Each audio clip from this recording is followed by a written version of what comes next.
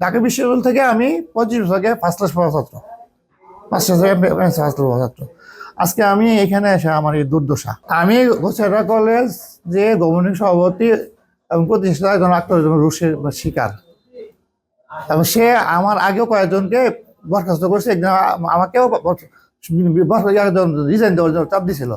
ওনাকে আমি সংক্ষেপ ধরে বলি যে আমি বয়স 50 উপরে হয়ে গেছে গা, আমি এখন কোথায় যাবো কোথায় যাবো? কিন্তু তারপর থেকে উনি চক্রান্ত করে আমাকে 10 বছর ধরে কলেজ থেকে বাইরে রাখছে। আমার সরকারি বিধি মোতাবেক কোনো কিছু করে নাই, বিধি বহির্ভূতভাবে আমার কোনো বেতন ভাতা দেয় নাই। যেখানে বোর্ডের আদেশ থাকা সত্ত্বেও, ডিজির আদেশ থাকা সত্ত্বেও, ডিসি সাহেবের আদেশ পর্যন্ত আছে, এগুলো মানে নাই। আমি বর্তমানে অসুস্থ, ডায়াবেটিক্স, হাইপারথাইরয়েডিজম এবং নানাবিধ রোগে আক্রান্ত, এবং ওনার এই কলেজের থাকাকালীন সময়ে ওনার পালিত এই সন্ত্রাসী দ্বারা আক্রান্ত হয়ে আমি আজও আমার বাম হাত অবসন্ন নিউরোসিস রোগে আমি ভুগতেছি। আমার হাতে একটি টাকা নেই চলার মতো। আমার এই যে আমার সহকর্মী ভাইয়েরা যারা আছে, তারা আমার বিভিন্ন সময় সহযোগিতা কিছু করে, এইরকম বাচ্চা আছে বলার মতো না। আমার 80 বছর বৃদ্ধ মা, আমার শুনে আরেকটা আমার যে ওয়াইফ ছিল তাকেও আমার কাছ থেকে সরাইছি, তাকে আমি পড়াশোনা করে টাকা পয়সা চাকরি নিয়ে দিয়েছিলাম, বুঝছেন, সেনা সদরে আমার বাইশটা যাইনি তার মাধ্যমে। ওকে সরাইছে। আমি এখন দিশেহারা, কোনো কিছু নাই। আমার শারীরিক মানসিকভাবে আমি খুব বিপর্যস্ত। 2025 এপ্রিল 9 তারিখে আমার চাকরি মেয়াদ শেষ, আর এখনো সরকারি বেতন অংশ চালু আছে। এমপিতে অক্টোবর 24-এর এমপিওতে আমার বেতন আছে। আমি রেগুলার সরকারি অধ্যাপক, এমপিওতে উদ্যোগ আছে। আমার বর্তমান বেসিক বেতন 80,980 টাকা। ঢাকা বিশ্ববিদ্যালয় থেকে আমি 25 বছর আগে ফার্স্ট ক্লাস পড়া ছাত্র, মাস্টার্স ফার্স্ট পড়া ছাত্র। আজকে আমি এখানে এসে আমার এই দুর্দশা। আমি 2018 সালে হাজী জাফর আলী কলেজ মঠখোলা পাকুন্দিয়ায় চাকরি পেয়েছিলাম। চাকরি হওয়ার পরে ওই মেজর অবসর আক্তারুজ্জামান সাহেব আমাকে ছাড়পত্র দেয় নাই। আমি ছাড়পত্র নিতে কয়েকবার আসছি ওনার কাছ থেকে, না দেওয়ার দরুন আমি ওই কলেজ যোগদান করতে পারি নাই, এবং ওখানে চাকরি করতেও আমাকে তেমন বললো। আক্তারুজ্জামান সাহেব আমাকে বলছে যে তুই কাগজ নিলে মামলা করে নিবি। আমার মতন লোকের তো মামলা করার মতো সেই সমর্থ আমার নাই।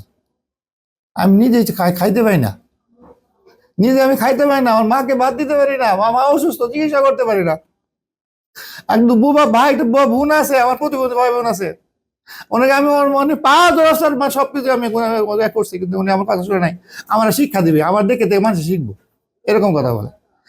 আমি অন্য আরো অনেক জায়গায় আমি দিছি। কটিয়াতে ডিগ্রি কলেজে আমি ভাইস প্রিন্সিপালের জন্য ফার্স্টে ছিলাম, ওইটার থেকেও পরে আমাকে বার করার মতো ব্যবস্থা করছে আর কি, বুঝছেন। এবার বিভিন্ন জায়গায় আমি ইন্টারভিউ দিল, আমি যাইতে পারি, সরতে পারিনি, আমাকে সরতে দেয়নি। আমি অনুরোধ করে বলছি যে স্যার আমাকে চাকরি করতে দেন, আমাকে যাইতে দেন, কাগজ দিয়ে দেন, আমি যাই স্যার। অন্য জায়গায় আমি থাকিনি, আপনার মাসুক, আমি তো কেমন অন্যায় কিছুই করি নাই। ওনার কি স্বার্থ, ওনার আমার কি হচ্ছে আমি নিজে আজও জানি না, বুঝছেন, আমাকে আল্লাহ জানে। এই কয়েকদিন আগে, গত 1-1.5 মাস আগেও আমি ওনার বাড়িতে কয়েকবার 2-3বার দেখা করছি। ওনার মায়ের জানাজা গেছে, ওর নিজে ডাইকে না আমাকে বললো যে আপনার এটা মীমাংসা করে দিয়ে দিব, আগামী 1 সপ্তাহের মধ্যে এটা দিয়ে দিব, মিটিং করে দিব, কিন্তু করে নাই। না করে আমার রুশ প্রদর্শন করতেছে আগের মতোই, এবং ইএফটি করার জন্য দেয় না। আমার সরকারি বেতন অংশ চালু, আমি রেগুলার টিচার, কলেজের অ্যাসিস্ট্যান্ট প্রফেসর, আমার এমপি অক্টোবর এমপিও তো আমার নাম আছে। আমাকে যাইতেও দিব না, চাকরি করতে দেবো না, আমি আমার না খায় মরতাম, আমার প্রতি না খায় মরতাম, বুঝছেন।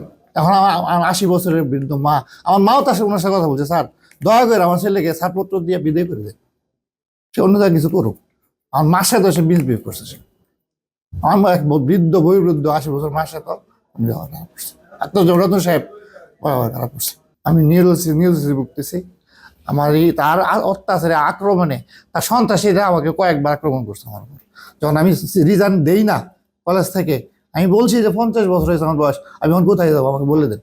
তারপরে সে সন্ত্রাসী লাগাইছে, এইসব বানোয়াট চক্রান্ত করছে। আজকে আমার এই অবস্থা, আমাকে কোনোরকম বেতন ভাতা কোনোরকম দেখায়নি।